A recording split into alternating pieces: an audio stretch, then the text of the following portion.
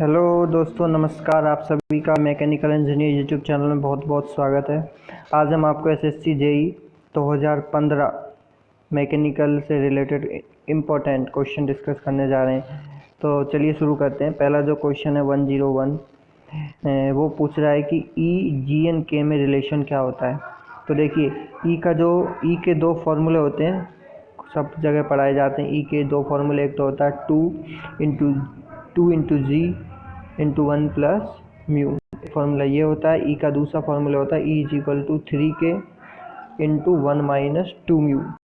ये दो फॉर्मूले होते हैं। जब इन दोनों फार्मूलों से हमको म्यू का वैल्यू हटा दिया जाता है तो ई जी एन के में एक रिलेशन आता है, ये वाला। इसको आप डायरेक्ट भी याद रख सकते हो।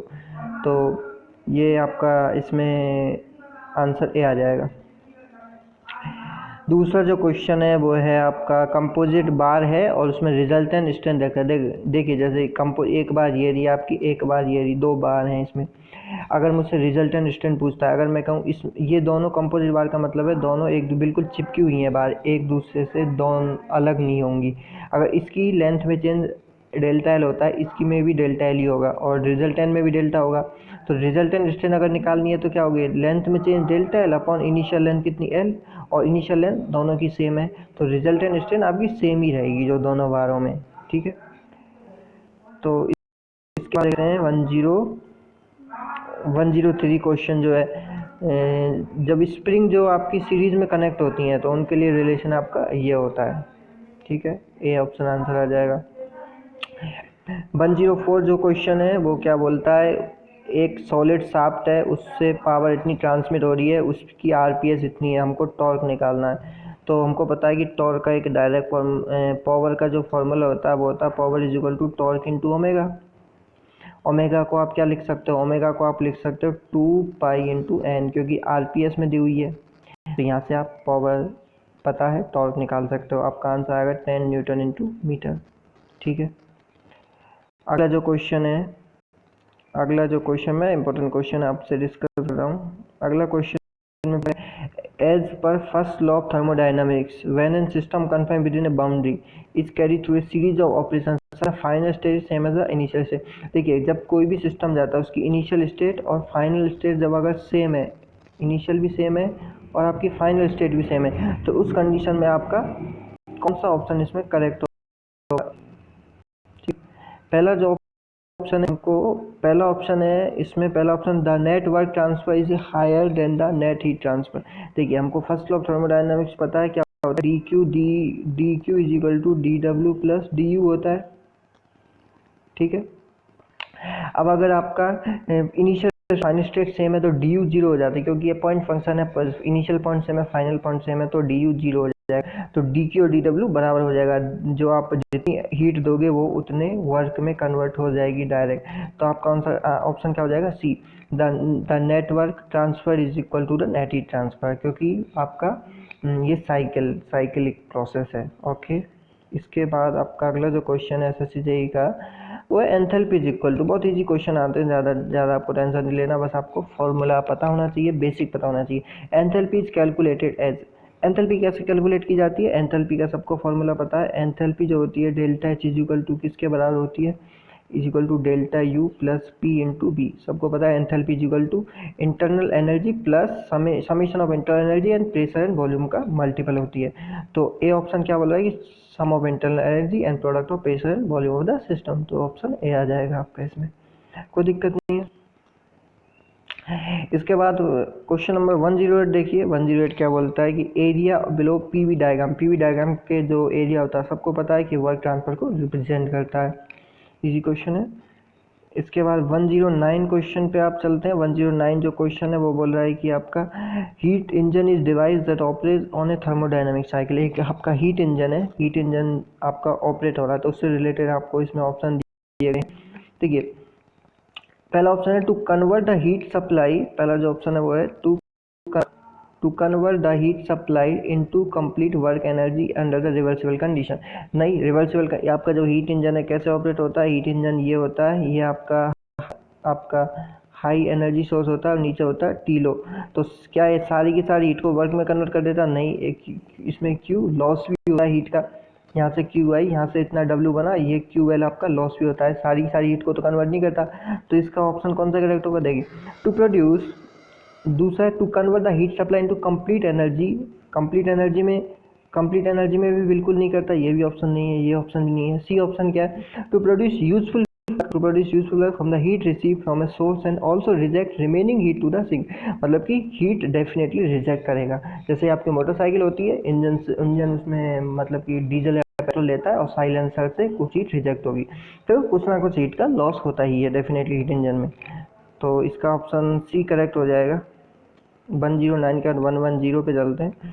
110 है वो क्या है? सब कूलिंग इन ए वेपर कंप्रेशन साइकिल। तो जब सब कूलिंग जब हम करते हैं ना, तो देखिए वेपर कंप्रेशन साइकिल का मैं डायग्राम आपको बता देता हूँ कैसे बनता है। वेपर कंप्रेशन साइकिल जो होता है आपका, उसका डायग्राम ऐसे बनता है। अब देखिए जब हम इसको सब कूल करते हैं, तो सब कूल का मतलब इसको थोड़ा सा टेम्परेचर गिरा देते हैं। तो ये पहले आपका ये डायरेक्ट ऐसे आता था, अब ये ऐसे आएगा। और जब ऐसे आएगा तो क्या है, देखिए इसमें आपका जो रेफ्रिजरेशन जो इफेक्ट है, ये हमारा रेफ्रिजरेशन इफेक्ट होता था। ये हमारा क्या होता था? ये हमारा रेफ्रिजरेशन इफेक्ट होता था। ये वाला रेफ्रिजरेशन इफेक्ट होता था। अब इसको सब कूल कर दिया, मतलब कि इसको और थोड़ा टेम्परेचर गिरा दिया, और इसका टेम्परेचर गिरा दिया। जब इसका और टेम्परेचर गिरा दिया तो क्या रेफ्रिजरेशन इफेक्ट में इंक्रीज हो गया। रेफ्रिजरेशन इफेक्ट क्या हो गया आपका? रेफ्रिजरेशन इफेक्ट की जो वैल्यू है वो आपकी इंक्रीज हो गई। क्या कंप्रेसर के वर्क में कोई फ़र्क पड़ा? नहीं, कंप्रेसर का वर्क आपका सेम ही है, कंप्रेसर के वर्क में कोई फ़र्क नहीं पड़ा। तो देख लेते हैं कौन सा ऑप्शन इसमें पूछा रहा है। पहला बोला decrease the required work and refrigeration effect. तो डिक्रीज तो नहीं करता, रेफ्रिजरेशन इफेक्ट को डिक्रीज करता नहीं। इंक्रीज द रिक्वायर्ड वर्क मतलब कंप्रेसर का वर्क, कंप्रेसर के वर्क में तो कोई भी चेंजमेंट नहीं होता है। ऑप्शन सी क्या बोल रहा है? ऑप्शन सी बोल रहा है इंक्रीज द रिक्वायरमेंट। नहीं, रिक्वायर्ड वर्क में तो कोई चेंज नहीं, कंप्रेसर के वर्क में तो कोई चेंज नहीं हुआ, हमने तो रेफ्रिजरेशन इफेक्ट को चेंज किया है। डी ऑप्शन क्या है? D option does not affect the required work, या रिक्वायर्ड वर्क को अफेक्ट नहीं करता, increase the refrigeration effect. That is the correct answer. Okay, this is the correct answer. इसके बाद 111 क्वेश्चन नंबर 111 देख लेते हैं। 111 क्वेश्चन जो है वो an ideal flow of any fluid must fulfil the. Ideal flow की जो कंडीशन होती है, आइडियल फ्लो कौन सी कंडीशन को सेटिस्फाई करेगा? तो आइडियल फ्लो केवल कंटिन्यूटी जो इक्वेशन होती है ना, उसको अगर सेटिस्फाइड है तब आपका आइडियल फ्लो होगा। कंटिन्यूटी फ्लो क्या होती है? कंटिन्यूटी फ्लो आती है मास, आपका इनपुट जितना मास है ना, आउटपुट उतना मास निकलना चाहिए। ये होती है कंटिन्यूटी इक्वेशन। ठीक है, तो आइडियल फ्लो कंटिन्यूटी इक्वेशन को सेटिस्फाई करता है। पास्कल लॉ के लिए नहीं बनी, कोई सबको पता। न्यूटन लॉ विस्कोसिटी कोई रिलेशन ही नहीं है। बाउंड्री लेयर से भी कोई रिलेशन इसका नहीं है। 112 देख लेते हैं। 112 जो क्वेश्चन है वो क्या बोलता है कि ये बोला है कि W आपका स्पेसिफिक वेट है, ठीक है, और liquid and H depth of the, कोई भी जैसे सरफेस है इसमें पानी भरा हुआ है। क्वेश्चन क्या है? यहाँ H हाइट पे आपका पूछ रहा है कि प्रेशर क्या होगा। ठीक है, प्रेशर क्या होगा ये पूछ रहा है। तो हमको पता है प्रेशर का फॉर्मूला होता है, क्या होता है? Rho into G into H होता है।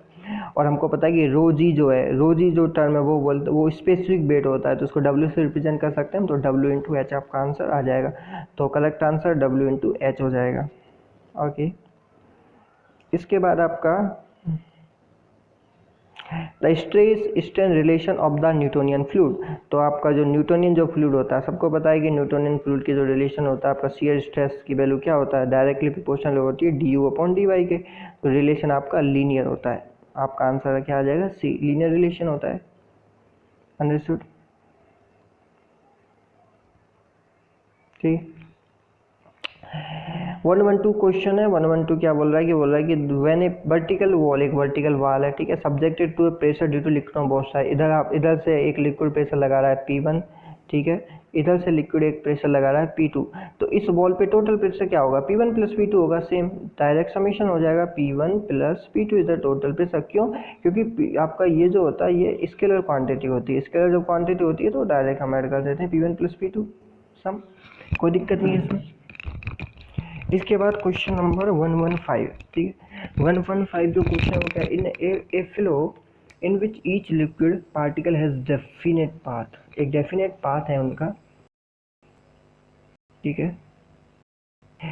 115 हम कर रहे हैं। फिर अगर उसका डेफिनेट पाथ है, मतलब कि पाथ उनका फिक्स है सभी पार्टिकल्स का, and path of individual particle do not cross, अगर सब जैसे ये पार्टिकल सब पार्टिकल एक ही डायरेक्शन में अगर जा रहे हैं और वो एक दूसरे को क्रॉस नहीं करते हैं, तो वो जो फ्लो होता है वो यूनिफॉर्म फ्लो होता है। ठीक है, आप 116 पे चलते हैं।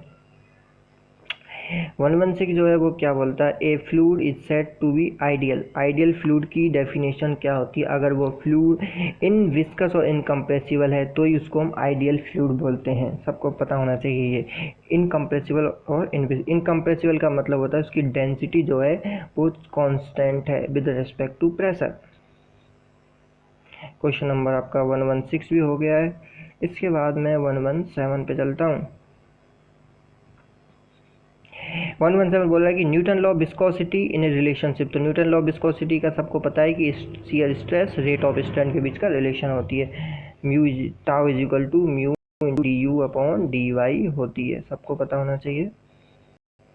118 आपका क्या बोलता है, 118 नंबर का जो क्वेश्चन है वो बोलता है the coefficient of discharge in orifice very. जो ऑरिफिस में सी डी जो होता है, कोफिशिएंट ऑफ जो डिस्चार्ज होता है वो रेनॉल्ड्स नंबर के हिसाब से वेरी करता है, ये कोई दिक्कत नहीं है। मैनोमीटर, अगर मैं बात करूँ कि manometer better liquid combination is having, अगर मैनोमीटर का जो लिक्विड जो होता है बेटर लिक्विड कौन सा माना जाएगा, जो लो सरफेस टेंशन रखता हो। अंडरस्टूड। इसके बाद 120 जो क्वेश्चन है आपको, 20 नंबर का जो क्वेश्चन है that is a micrometer with inclined tube is called. जो माइक्रोमीटर होता है ना जिसकी इंक्लाइंड ट्यूब होती है उसको हम बोलते हैं सेंसिटिव मैनोमीटर। इसके बाद 121 जो है वो है आपका हाइड्रोमीटर यूज टू डिटरमाइन। सबको पता होगा कि हाइड्रोमीटर स्पेसिफिक ग्रेविटी मेजर करने के काम आता है, सबको पता होना चाहिए। इसके बाद आपका 122 जो क्वेश्चन है वो continuity equation for a compressible fluid. एक फ्लूइड कंप्रेसिबल है, उसके लिए कंप्रेसिबल का मतलब है उसकी डेंसिटी चेंज होती है। डेंसिटी चेंज होती है तो उसमें डेंसिटी की टर्म डेफिनेटली आएगी, rho A1 B1 is equal to rho 2 A2 B2 होती। अगर इनकम्प्रेसिबल होता तो हम रो 1 रो 2 को सेम कर देते और आंसर ए भर देते। ओके 123 जो क्वेश्चन है आपका, 123 जो क्वेश्चन है वो है for the same maximum temperature in the cycle. अगर कोई साइकिल है, ठीक है, अगर कोई साइकिल है for the same maximum temperature in the cycle, the average temperature of heat addition of a Rankine cycle as compared to Carnot cycle. तो जो कार्नोट साइकिल के कंपेयर में जो रैंकाइन जो साइकिल होता है ना, देखिए रैंकाइन साइकिल का डायग्राम आपका कैसा बनता है। रैंकाइन साइकिल का जो प्रोसेस होता है, देखिए ये वाला रैंकाइन साइकिल का डायग्राम होता है। तो इसमें क्या होता है ना, रैंकाइन साइकिल में जो मैक्सिमम जो टेम्परेचर होता है, मैक्सिमम टेम्परेचर कार्नोट से ज़्यादा होता है रैंकाइन साइकिल में, तो बी आंसर आ जाएगा आपका हायर। अंडरस्टूड। ठीक है, मैंने 123 में टोटल 123 मतलब कि 23 क्वेश्चन मैंने एक्सप्लेन किया है इसमें। तो आगे के जो क्वेश्चन से मैं, ठीक है, 125 तक कंप्लीट कर लेते हैं, फिर उसके बाद नेक्स्ट वीडियो में डिस्कस करेंगे, नहीं तो वीडियो बहुत लंबा हो जाएगा। तो 124 जो क्वेश्चन है, reheater is added to Rankine cycle. Rankine जो साइकिल होता है उसमें रीहीटर, मतलब कि उसको रीहीट हम क्यों करते हैं, रीहीट का मतलब मकसद क्या होता है। जो रैंकाइन साइकिल, जैसे कि यहाँ से ये आपका हो गया पंप से आपने इसमें भेजा, यहाँ से पंप से इसको भेज दिया आपको बॉयलर में, ठीक है। बॉयलर के बाद जब ये टरबाइन जो है ये आपका ये आपका होता है टरबाइन, यहाँ हम इसको रीड करते हैं इसको, मतलब ऐसे करके रीड करके फिर वापस ऐसे ले जाते हैं, ये होता है आपका reading process. Understood, this is reading process. तो क्यों करते हैं, क्योंकि the network and efficiency increase, network and efficiency, network है ये, तो हमको पता है नेटवर्क इंक्रीज होता है। क्यों, कैसे इंक्रीज होता है, देखिए एक तो ये आपका सिंपल, अगर मैं इसको रीहीट करूँ, रीहीट का मतलब ऐसे अगर इसको ले जाऊँ, दिस इज रीहीट प्रोसेस। तो नेटवर्क ए से बी इसमें नेटवर्क है, और यहाँ पे नेटवर्क क्या, ए से बी प्लस बी से सी से, ए से बी प्लस सी से डी, तो नेटवर्क इंक्रीज हो रहा है और एफिशिएंसी भी इंक्रीज हो रहा है, क्योंकि एफिशिएंसी का फॉर्मूला होता है आउटपुट अपॉन इनपुट। इनपुट में कोई चेंज नहीं करी मैंने, इनपुट में कोई चेंज किया है नहीं किया। क्या मैंने कोई इनपुट में चेंज किया है बच्चों? इनपुट कौन सी है? ये वाली प्लस ये वाली आपकी इनपुट है, ये वाली प्लस ये वाली मेरी इनपुट है। इनपुट में कोई चेंज नहीं किया, that means network and efficiency increase होगी। ठीक है। क्वेश्चन नंबर 125 है आपका। 125 बोला है कि बैक पॉक एंड बिलकॉक्स बॉयलर जो होता है कंसीडर एज ए, तो उनको हम याद रखना है आपको, उनको हम natural convection water tube boiler बोलते हैं।